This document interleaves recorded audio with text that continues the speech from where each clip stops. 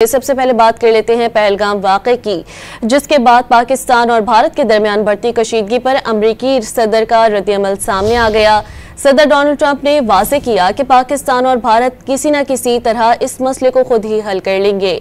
उनके दरमियान हमेशा से बड़ी कशीदगी रही है। उन्होंने वाज़ेह किया कि वो दोनों ममालिक के रहनुमाओं को जानते हैं, मगर इस बात की तस्दीक नहीं कि वो उनसे बराह रास्त राब्ता करेंगे या नहीं।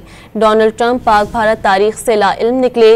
एयरफोर्स वन में सहाफियों से बात करते हुए मसला कश्मीर 1500 साल पुराना करार दे दिया। सदर डोनाल्ड ट्रंप ने वाज़ेह किया कि पाकिस्तान और भारत किसी न किसी तरह इस मसले को खुद ही हल कर लेंगे। उनके दरमियान हमेशा से बड़ी कशीदगी रही है। उन्होंने वाज़ेह किया कि वो दोनों ममालिक के रहनुमाओं को जानते हैं, मगर इस बात की तस्दीक नहीं कि वो उनसे बराह रास्त राब्ता करेंगे या नहीं। डोनाल्ड ट्रंप पाक भारत तारीख से लाइल्म निकले। एयरफोर्स वन में सहाफियों से बात करते हुए मसला कश्मीर 1500 साल पुराना करार दे दिया।